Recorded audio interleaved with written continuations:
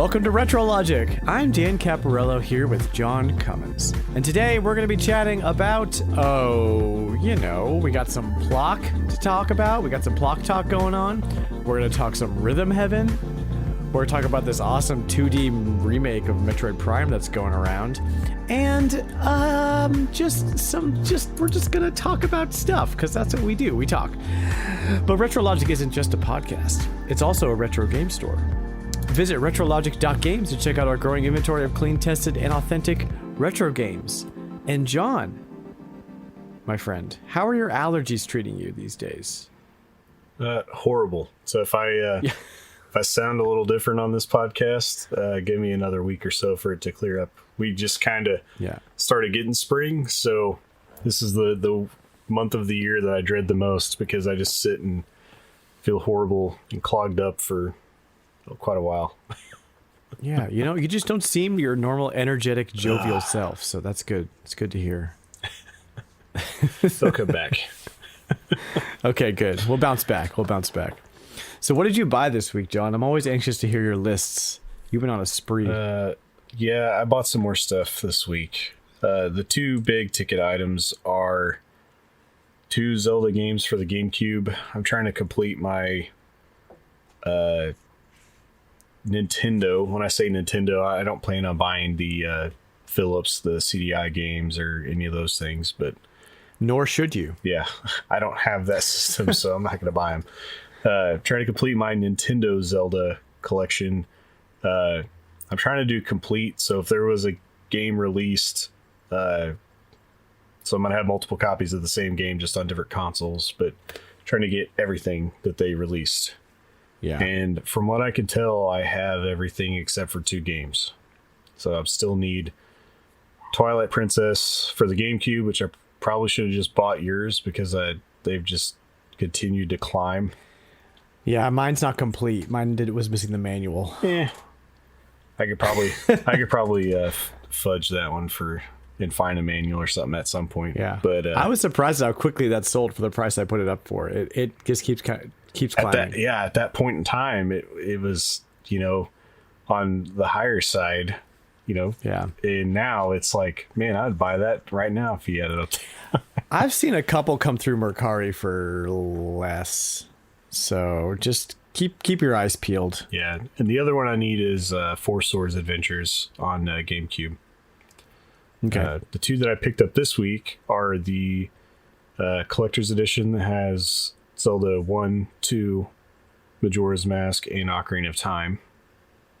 Mm-hmm. I also picked up the strategy guide for that this week. And then nice. And then the second game is the Master Quest. I finally bought the Master Quest, which comes with the alternate. I believe it's Ocarina of Time and Majora's Mask again, right? They're just different versions of them. Yeah, right. For 3DS? No, for GameCube. Oh, for GameCube. Yep.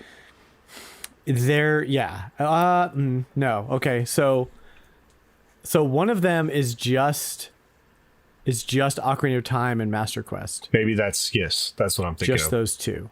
And then there's another one that is Ocarina of Time. It's Legend of Zelda, Zelda 2, Ocarina of Time, and Majora's Mask. Yeah, that's the one I mentioned first. So the Master Quest just has Ocarina of Time, and then the alternate, the Master Quest, which is the alternate Ocarina of Time. Just slightly different. Right. Sorry. Yeah. I misheard you. No, I was mistaken. I thought there was another version of Majora's Mask on the Master Quest as well, but it's just Ocarina of Time. Yeah, just Ocarina. So those were the really big items that threw down for this week. And amongst the other games are NHL 94 for the SNES. Finally doing Chris proud and found a copy of that on the cheap. Good. We'll be talking about Chris later on the podcast. Yeah. I picked up Top Gear for the SNES. Enslaved for the PS3 based on your recommendation. I found a $5 copy. Yes. Nice. Yeah, that's a great price for that. It goes for about 10. Yeah. So. Found a copy of Lost Planet on the PS3. The original one was the only one. I'm trying to find one. It's the only one I didn't own was the first one. I'm trying to find one, man. I love Lost Planet. Yeah, if I see another copy on the cheap, I'll get it for you. Sweet. Picked up Monster Hunter Tri on the Wii. This game was $2 at the local, so I decided, why not? I've been getting ready to hop into Monster Hunter on the Switch, so I might as well look at the heritage and probably be disgusted by how difficult it is to get into. I'm not a huge fan of the heritage of Monster Hunter, of the ones I played. That's just me. So I played the demos for 3 and 4 on the 3DS, and they're all right. I didn't have anybody to play with at the time. I think I had one buddy that played them, but I didn't have like a big group to play with, which is usually what you're looking for with Monster Hunter, is a party to hunt with. So I never did pick the actual games up. I did play Monster Hunter Stories for a little bit. I need to go back to it. Anyway, enough Monster Hunter.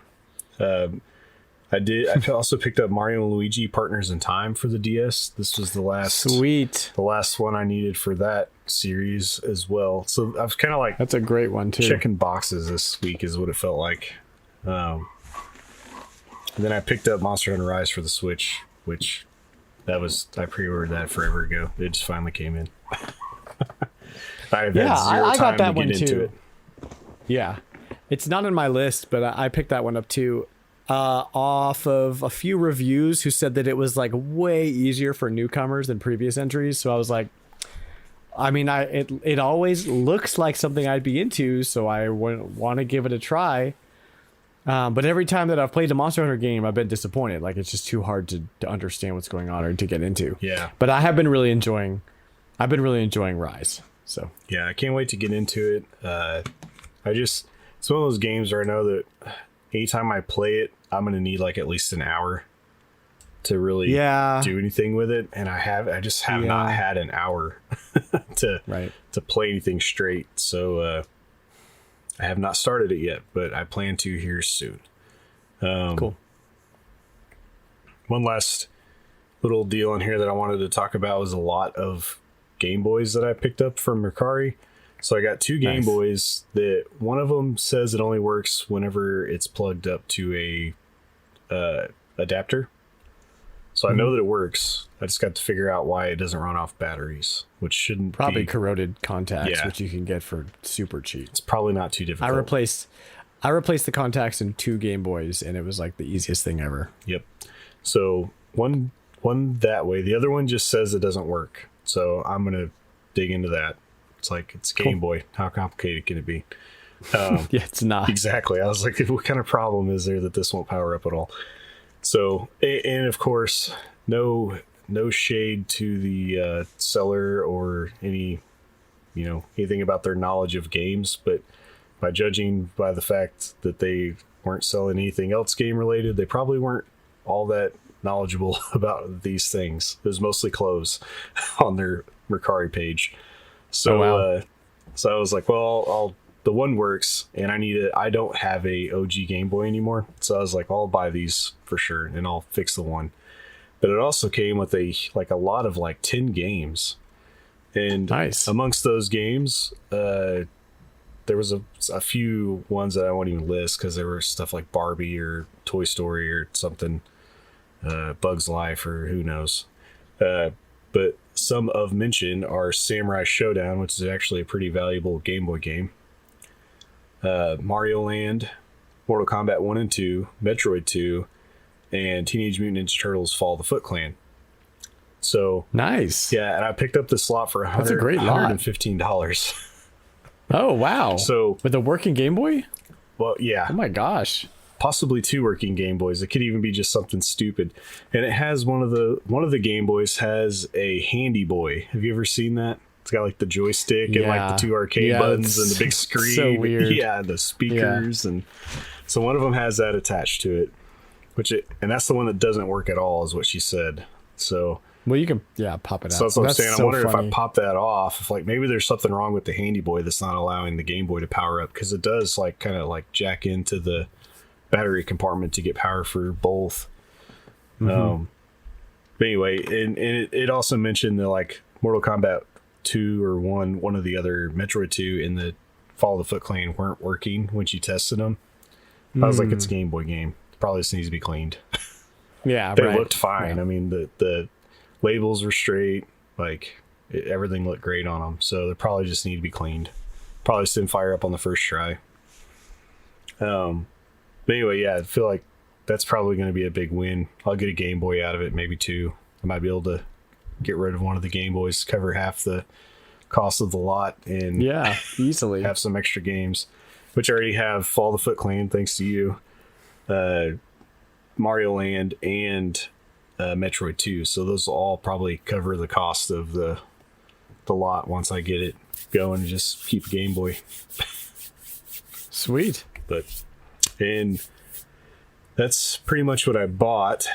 The only thing I really played was Murder by Numbers. I had a Jesse week where I just sat down and relaxed and played 10 minutes at a time some Picross.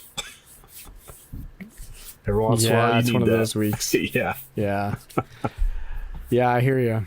So what did you pick up? That was most of my weeks. Oh, yeah. Lately was just like, man, can't squeeze any time in here. Oh, man, tell me about it.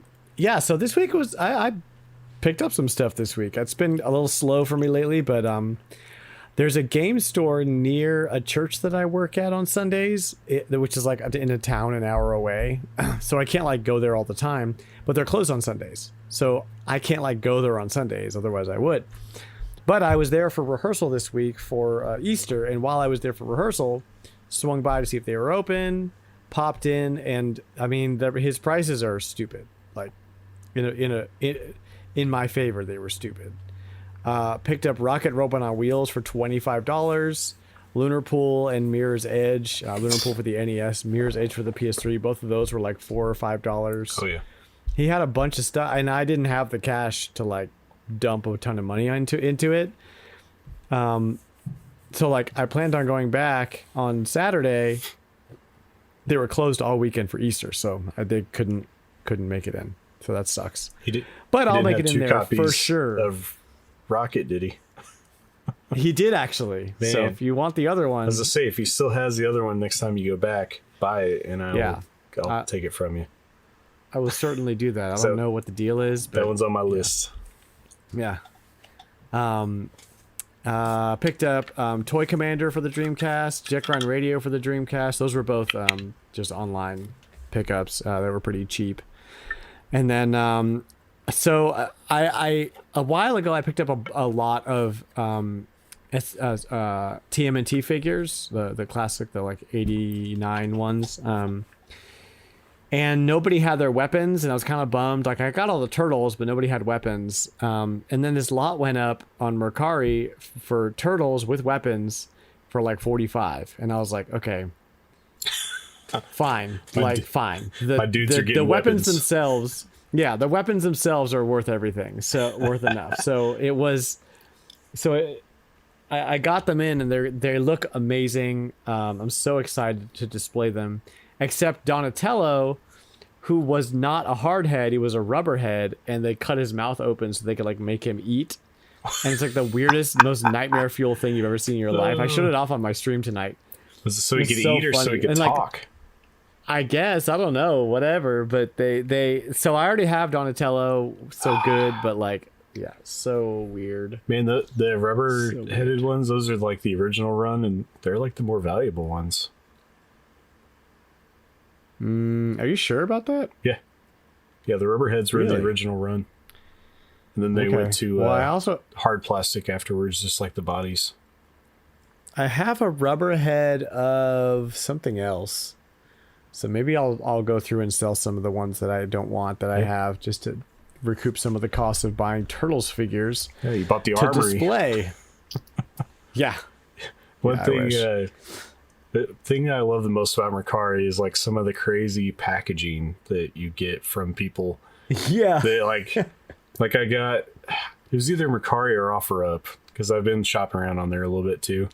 But I got a DS game, came in just a clear black case. It was game only, and it shipped to me in a Kind Bar box.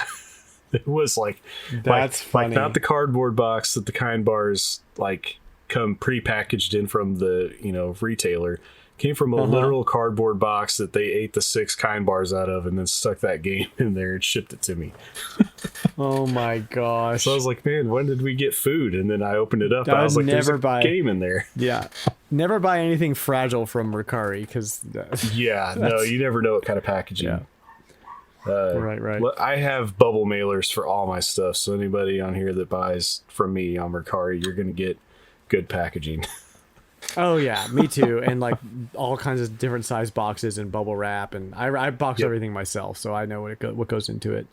And everything gets plastic around it, a Ziploc. So John, let's jump into Prices Retro. We got some interesting stuff to do here.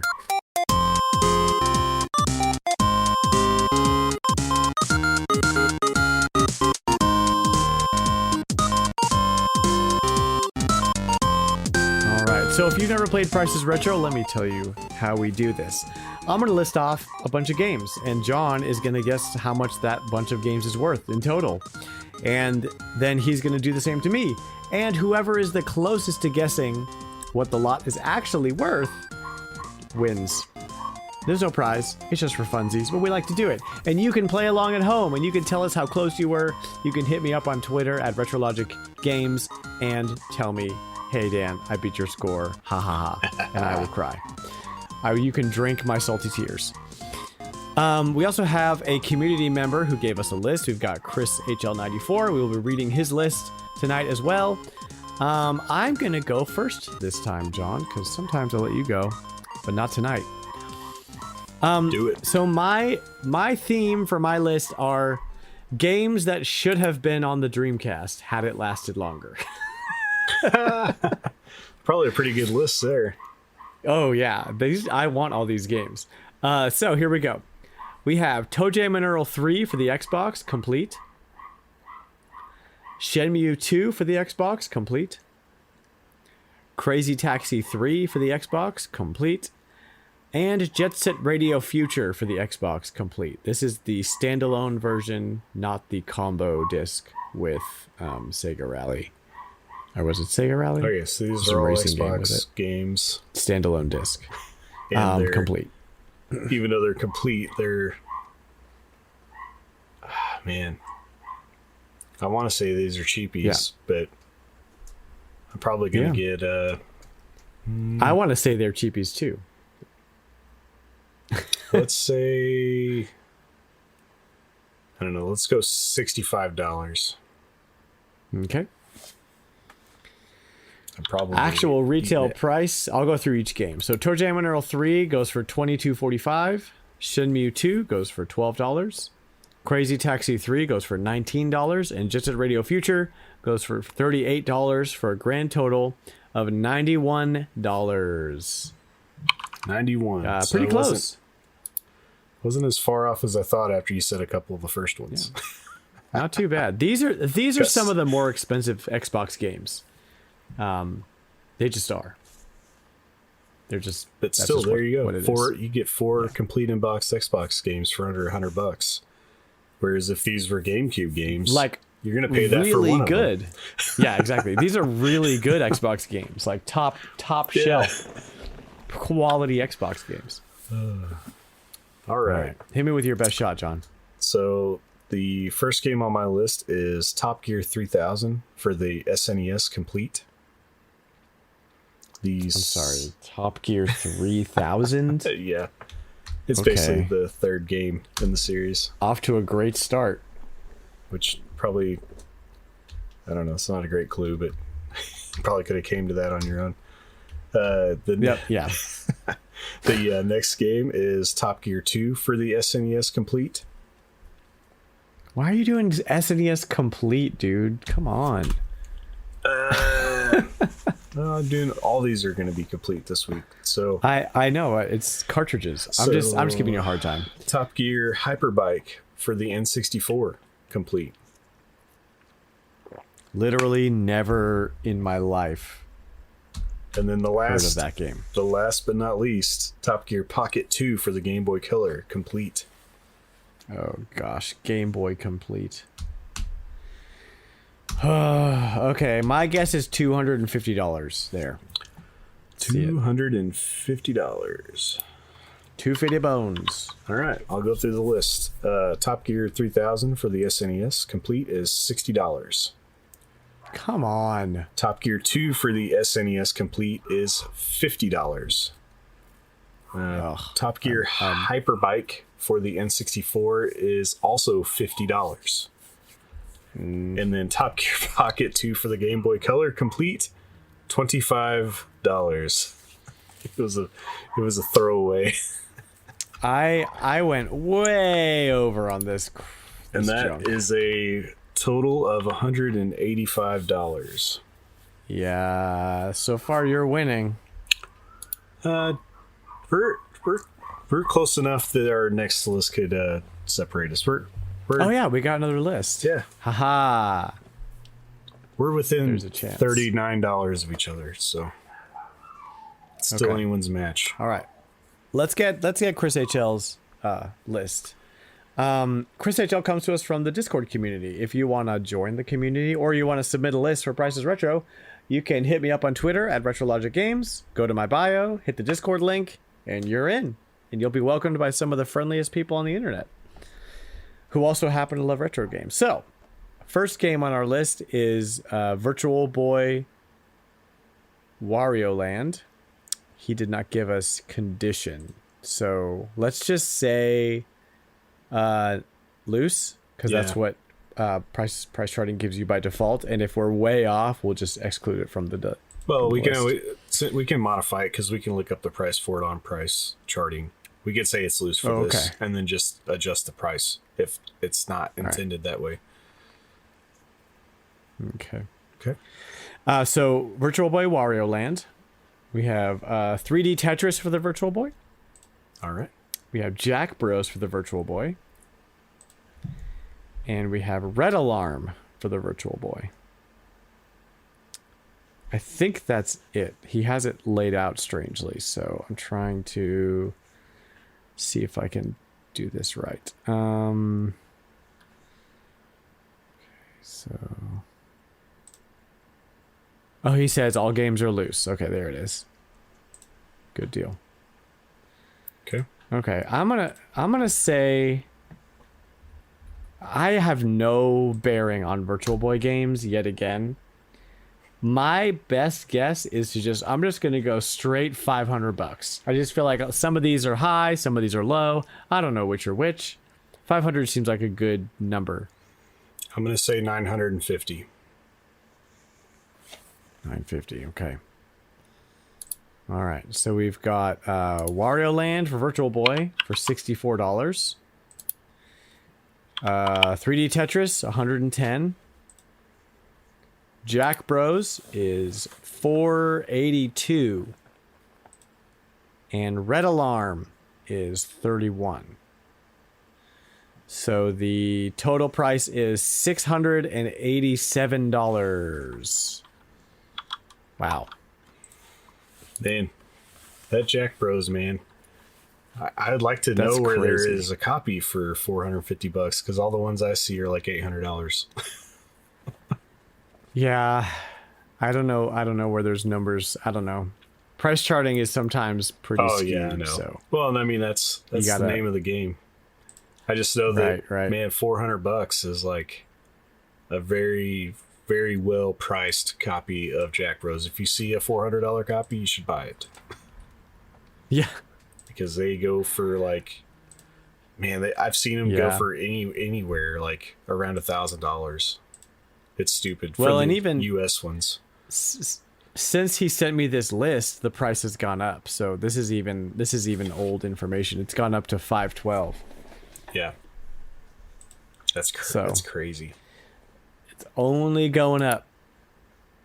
Only going up. But anyway, we have a winner. So who won this one? Hold on 1 second. Let me see. You win.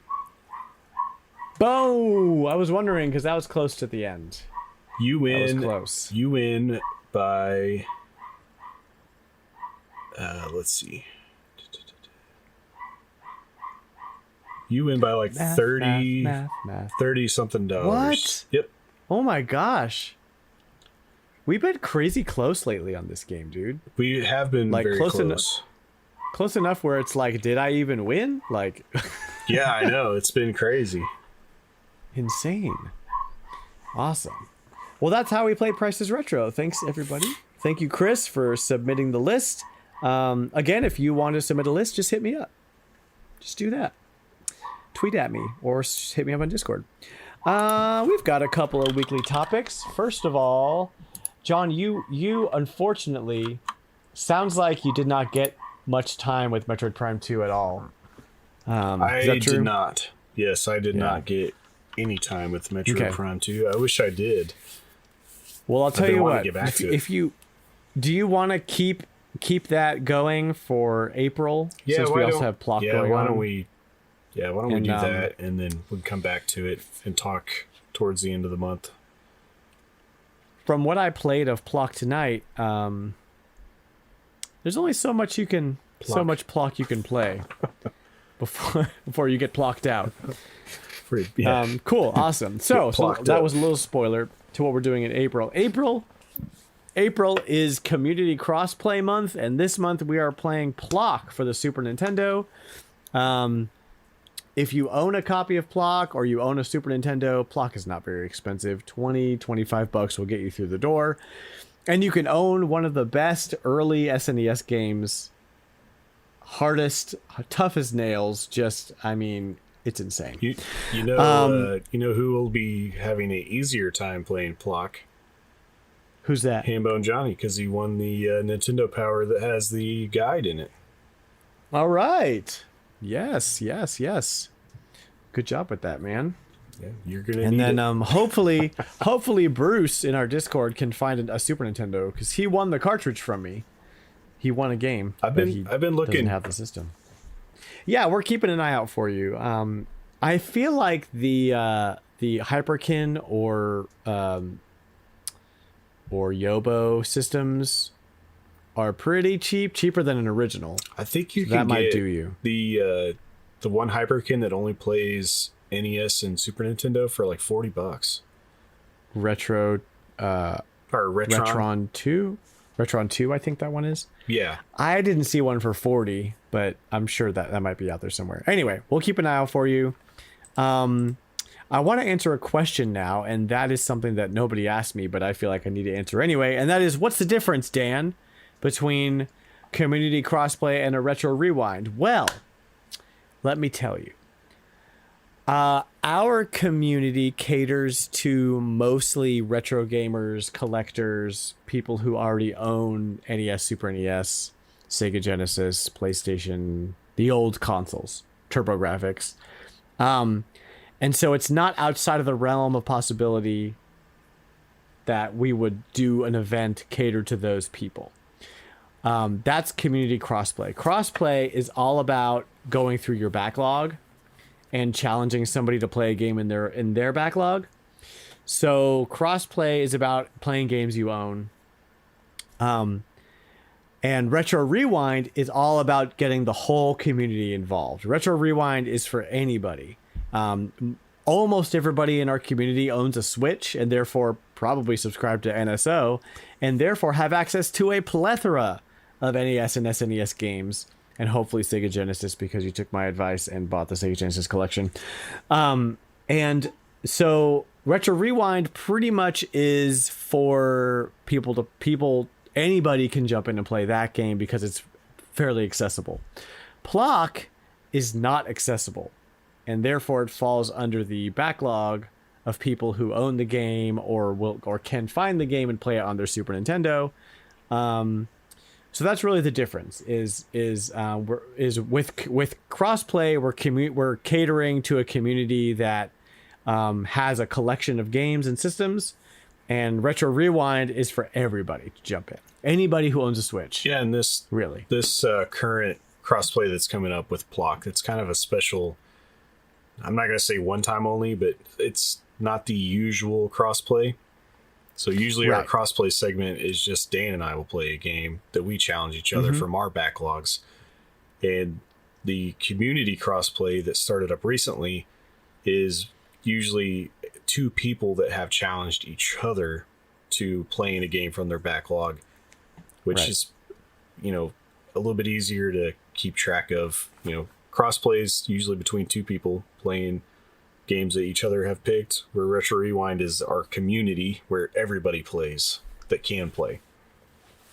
Exactly. And this will probably not be the last community crossplay, because I really like how the community is reacting to it. Even people who can't play it are just hype about Plok, which is hilarious. Plok is also unique because he's our Discord community mascot and the meme king of all meme kings. So, you know, we had to do it. So don't feel left out. If you want to play a game with us, we will be playing a game together in April and May, and I will tell you what that is a little later in the episode. So stay tuned.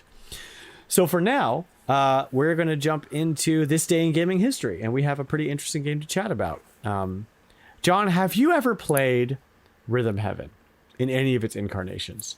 I actually have not. Okay.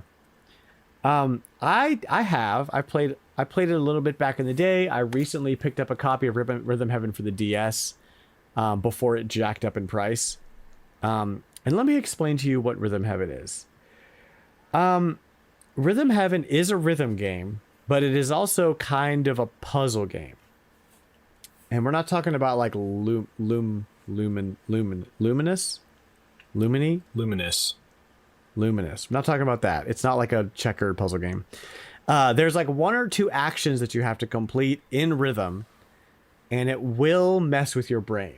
You know, like if you have like a beat going, you know, you expect it to go duh, duh, duh, like what you have to do, duh, but it'll go, you know, then the next time it'll go dun, dun, dun, dun, dun, dun, dun, dun, and like throw you off totally. So you need to have some like weird rhythm, like drumming chops to be able to keep up with some of these mini games.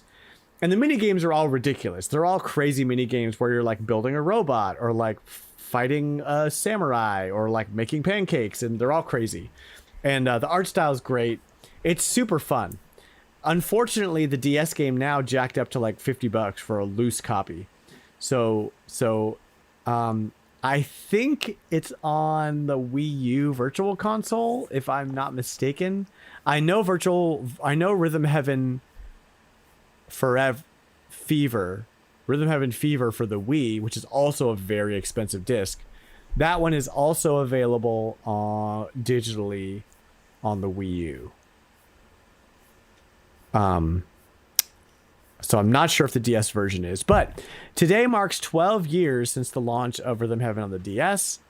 And I just want to celebrate what it is. It is a very, very unique rhythm game at a time when those kinds of like touch-based rhythm games were really popular, like that. And Elite Beat Agents came out around the same time, which is also amazing. You should pick that up. So yeah, April 5th, 2009, Rhythm Heaven for the DS. That's really all I have to say about it. It's a great game. I wish it was more accessible to everyone. If you still have your Wii U, go check there. I'm not 100% sure if it's there, but that would be my guess, is that it is, since Forever is available. Also pick up Forever while you're firing up the Wii U. John, did you see this news about the 2D Metroid Prime remake that is a fan-made game? I've seen mention of it, but I haven't really checked the article out yet. It looks very interesting. I see some screenshots. The screenshots and the video that I saw of it is pretty stunning. How they nailed the look of Metroid Prime in a 2D form.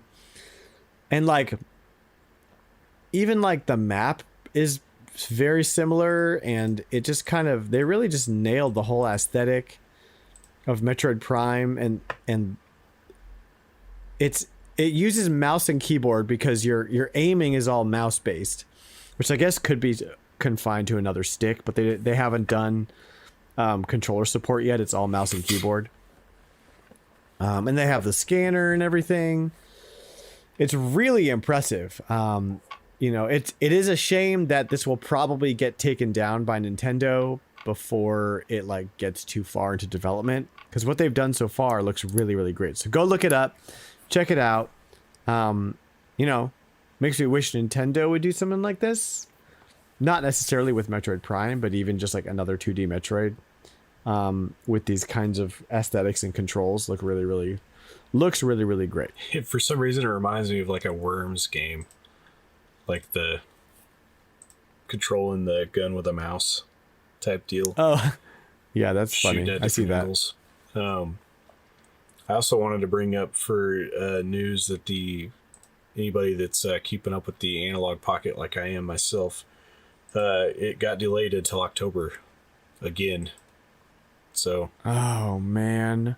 And they also have not opened pre-orders again, like they mentioned they were going to. They're citing supply issues as the reason for the delay. So, but it's funny because they're citing that it's supply issues, but yet they keep telling everybody not to worry that there's going to be like tons of these things.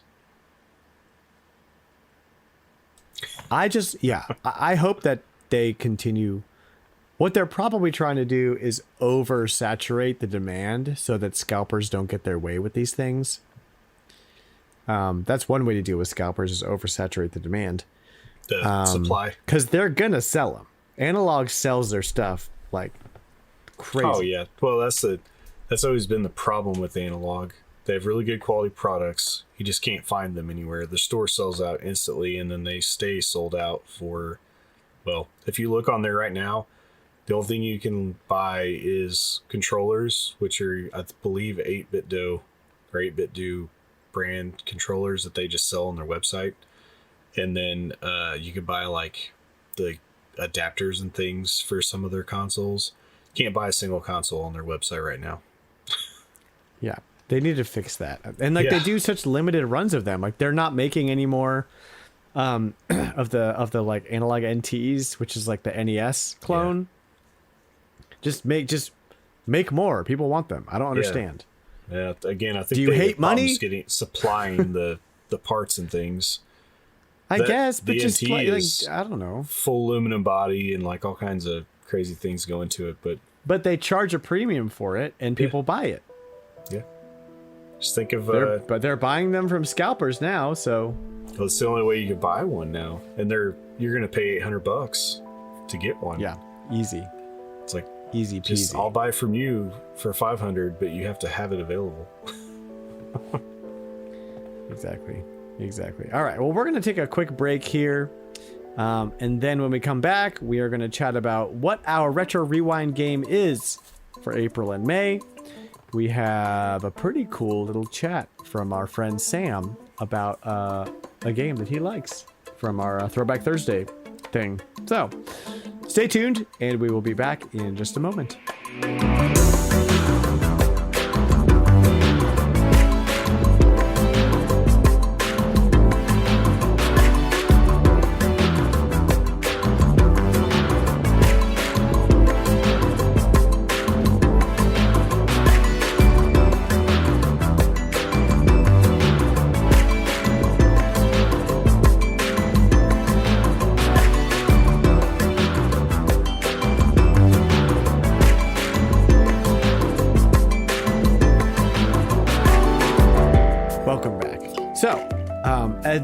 In addition to our community crossplay game, we have a Retro Rewind game, which is the bigger community at large, accessible retro game that everybody can play.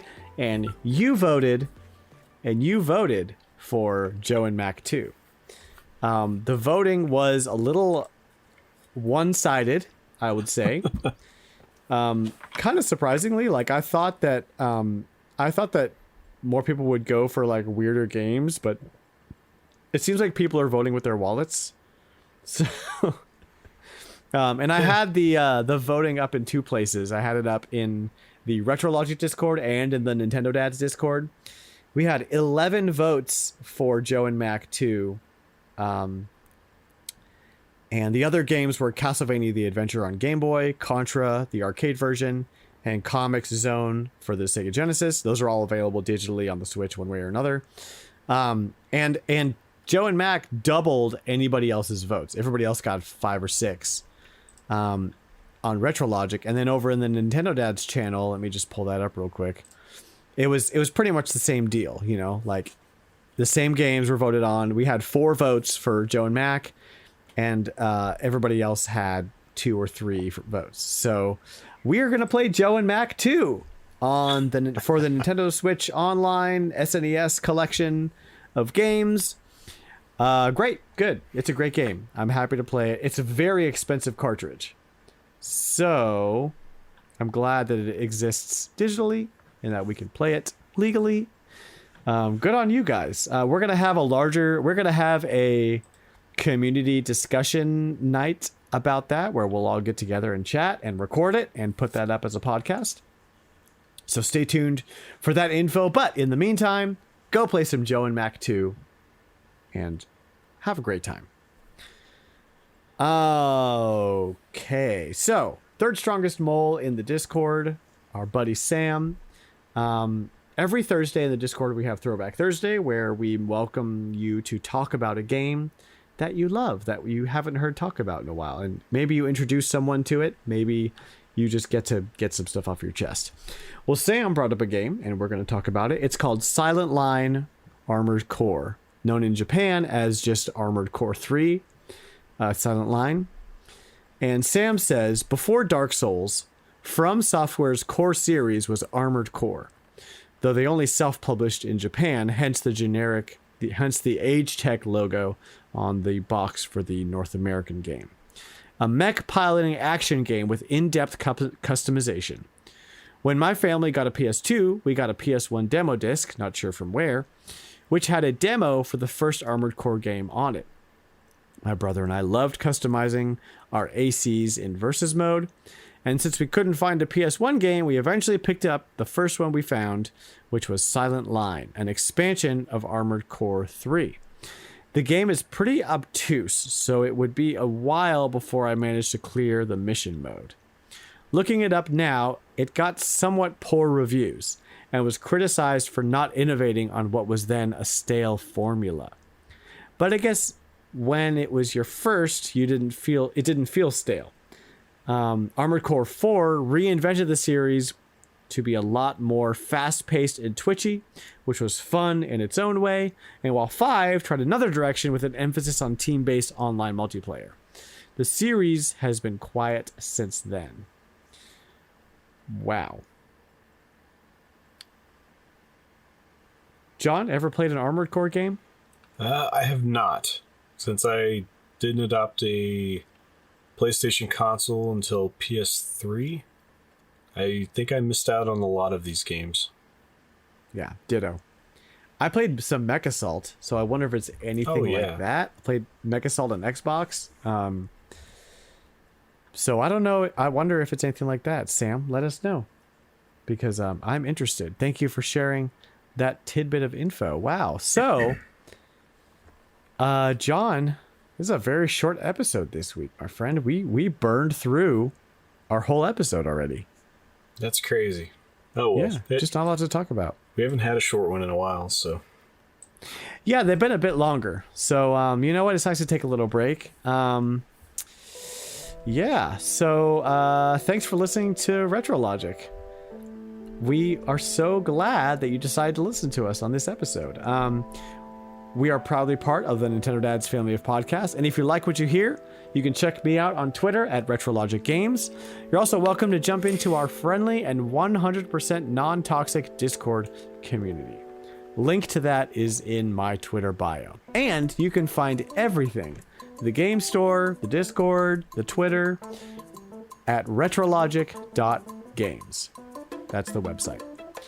So thank you again for listening, and we'll see y'all next week. Bye now.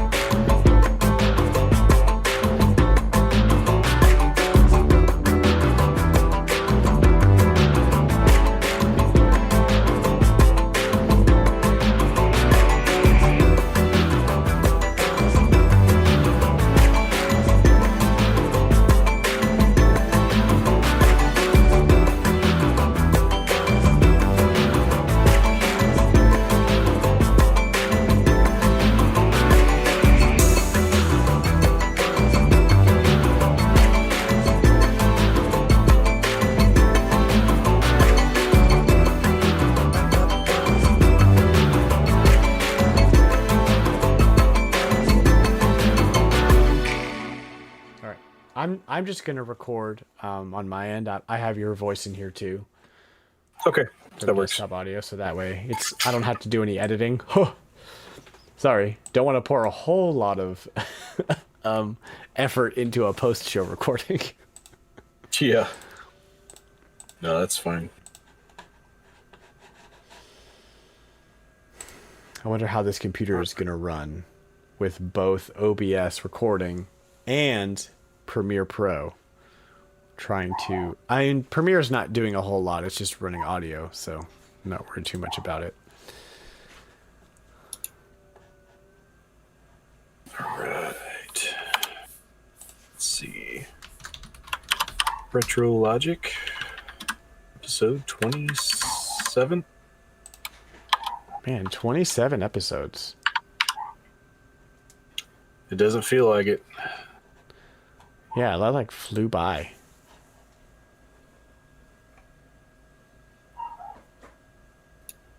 All right, let's export this bad boy. Oh man, I'm so glad. It used to take 8 minutes to export on my laptop when I was in the garage. No. Now it can be done in 35 seconds. Never.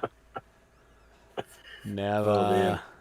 Yeah, we used to have to stay up a lot later to get that audio in. Oh man. Dude, Plok is so hard. It's like I'm like once you learn the world, like what is going on and how to do stuff, it's a little easier, but there's a whole lot of really cheap moments in that game. Like so many, and like things that they don't teach you. Like chat was helping me, but it was brutal. Sounds like it. I have yet to play Plok, so it's going to be a good, fresh experience for me. So I'm sure it will be fun. Yeah, well, have fun. Have fun with that. I'm probably going to stream it again next week. Yeah, next week.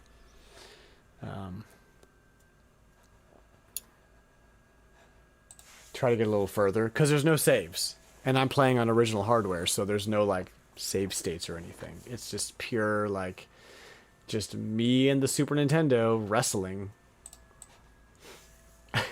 Yeah, that's the thing. Like, how far have you?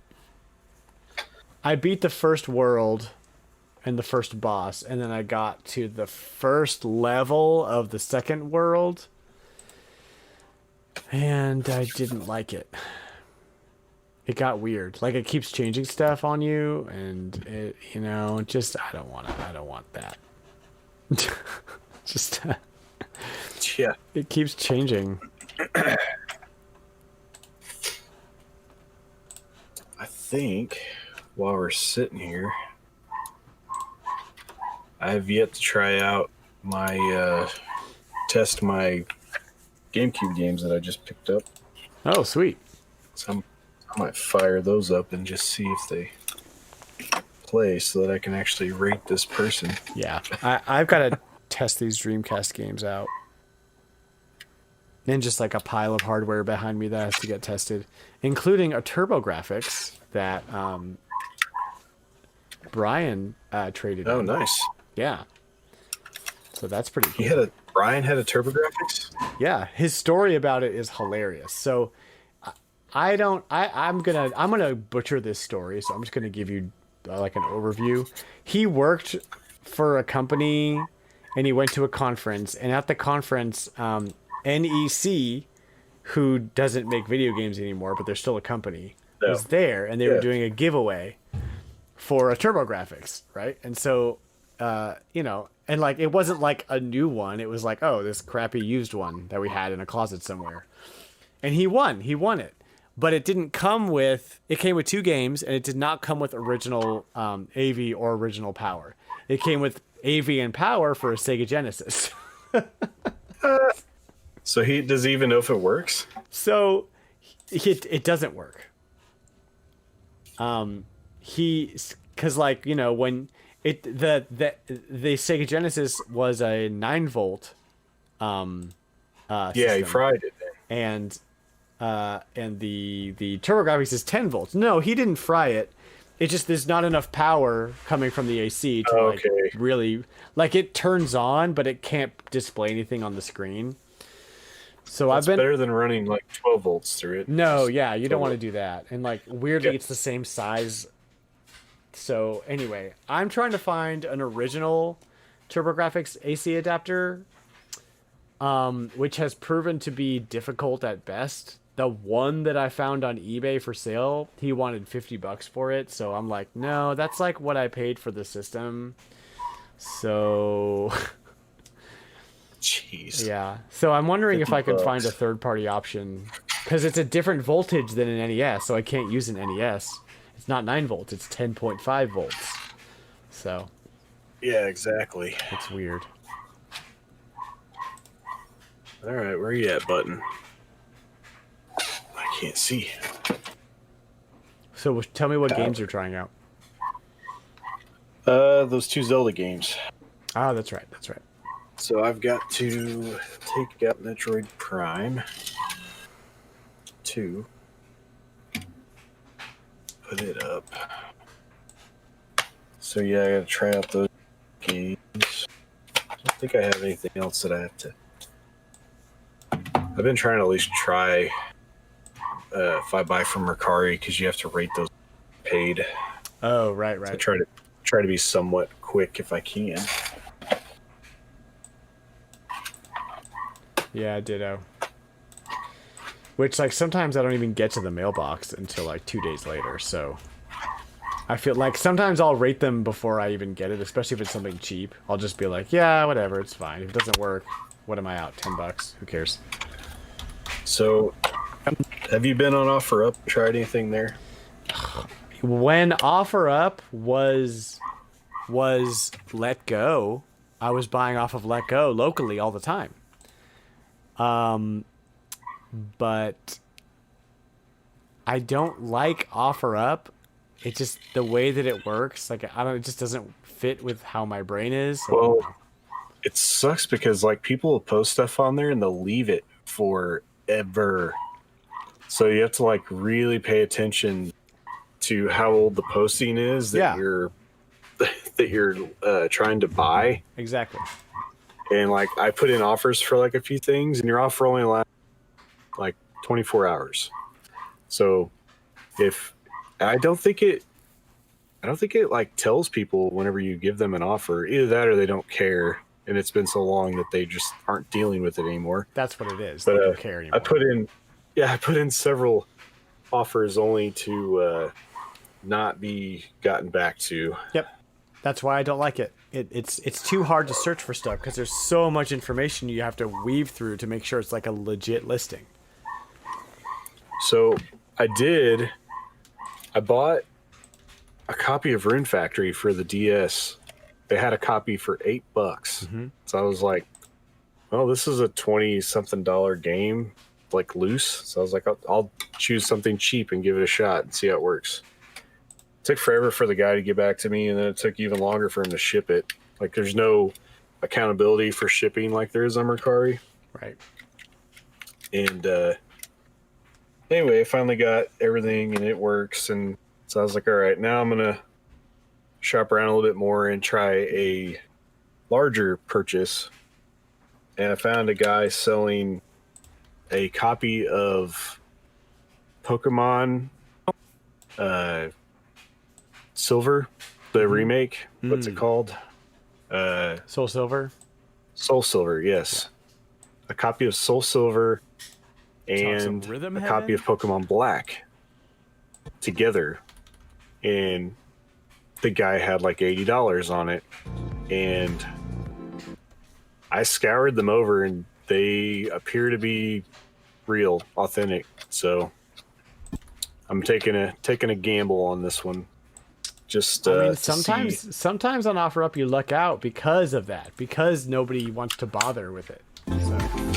Well, that was my thing. Is I was Welcome like, well, to Retrologic. I'm Dan. I mean, it's it's how I gamble, I guess, because I don't really go to a casino or gamble or do Right. So I'm taking a gamble here. I throw $80 in. Horrible. If they are real, I can sell black and get my money back and keep Soul Silver, which is almost a $200 game now, just for the cartridge. Yeah. And in that case, I win. Has he gotten back to you yet? Yeah. He accepted the offer. Oh. So. All right. So now I just have to wait the 2 weeks or however, whenever they feel like shipping it. Man, I really hope those are authentic for you because there's a lot of repros out there. I looked and I found like 4 different reproductions. I went way and over on none of the reproductions that I found matched the one that he had. So if it is a reproduction, it's a weird, like they did their homework and it looks like that's almost. Well, the thing that I wish DS Thank you, Chris, Nintendo for dropped submitting. the stamp on the card. If Game Boy Advance, Game Boy Color, they all have a 2-digit stamp that they put in the label of the game card. Nintendo stopped doing that on the DS, and I really wish that they hadn't, because that's like the easiest way for like Game Boy Advance to tell if it's authentic is just look for those 2 digits. See if I can show you an example. I don't know if they show up well enough on this, but makes me wish Nintendo would do something like this. Yeah, we'll see if it shows. It reminds me of like a worm. Just got to get in the right light. See that little glare that's in the side beside that arrow, like right underneath that arrow? Yeah. It kind of shines differently. That's 2 digits that have been stamped, like hard stamped into the label. And it's the number 11 in this case.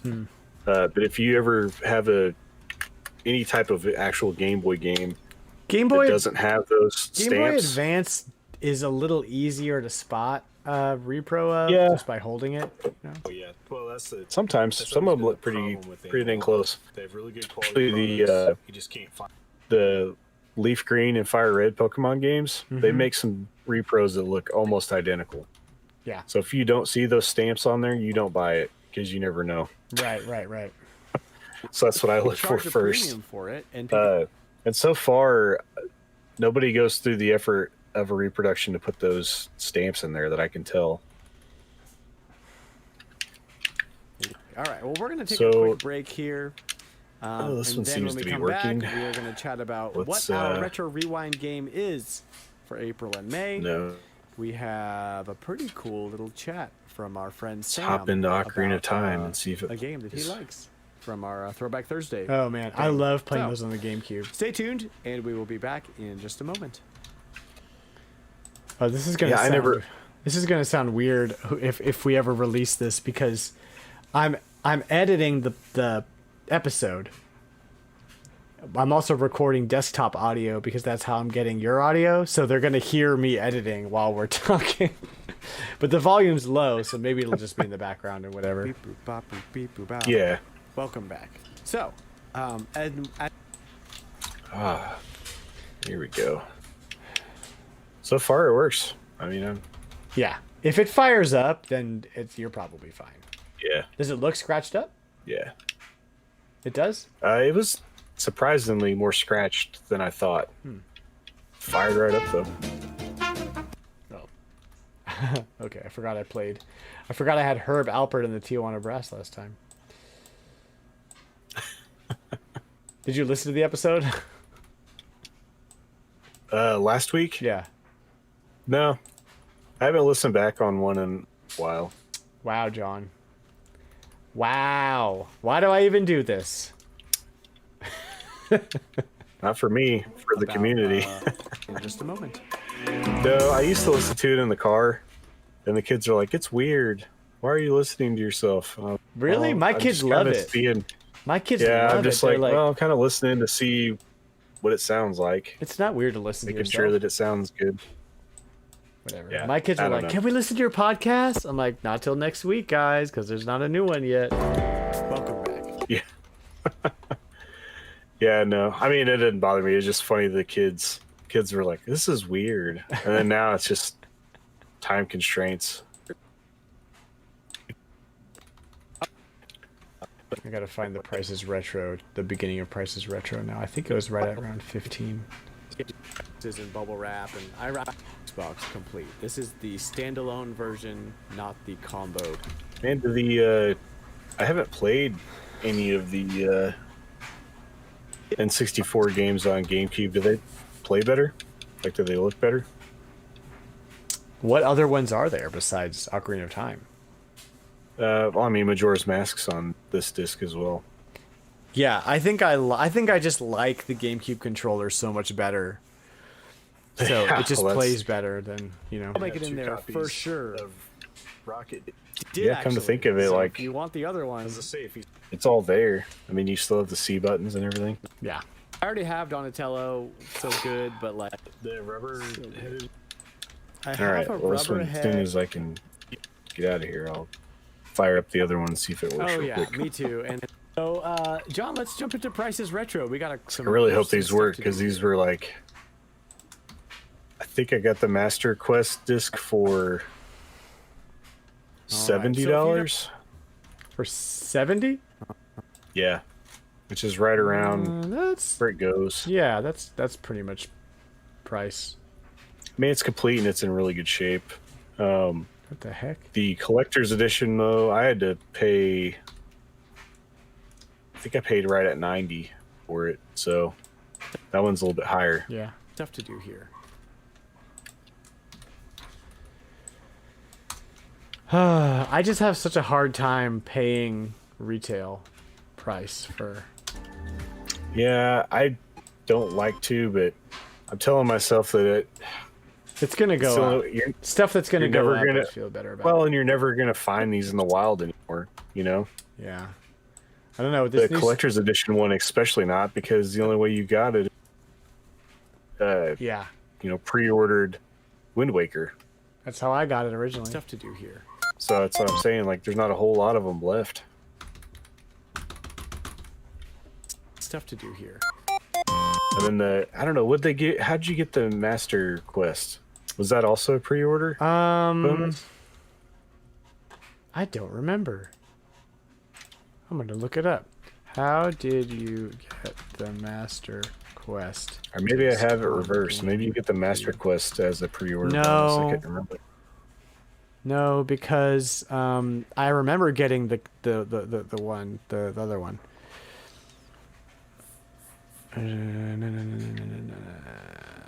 Available special bonuses that also contain. This was given out limited quantities. Oh! This was the one given out as a pre-order for Wind Waker. So how did you get And the it's collector's edition? sold packaged with the Wind Waker in some regions, blah, blah, blah. So how did you get the Zelda collection? Hold on. Zelda collection GameCube. Blah, blah, blah. No, GameStop, I don't want you. I want like a wiki. Here we go. Zelda fandom.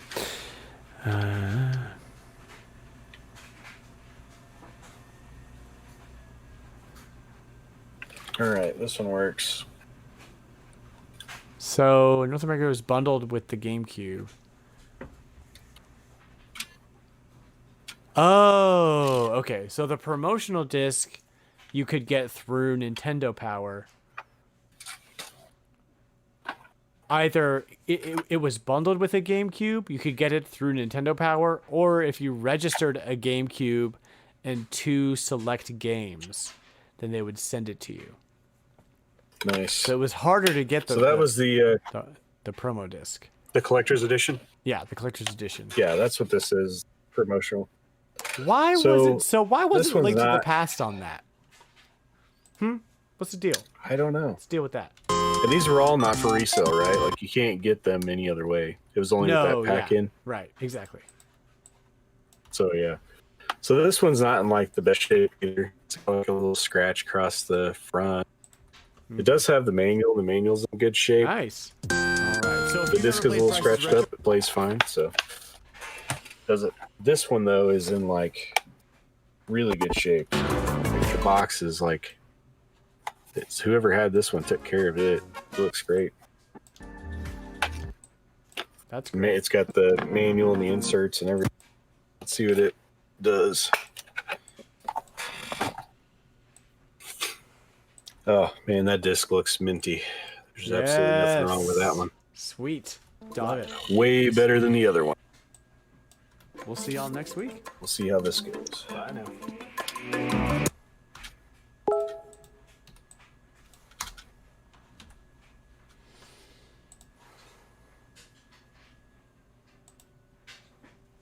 Oh man, here we go. Probably be my last big game purchases for a little while. Been buying a lot of stuffs. Come on.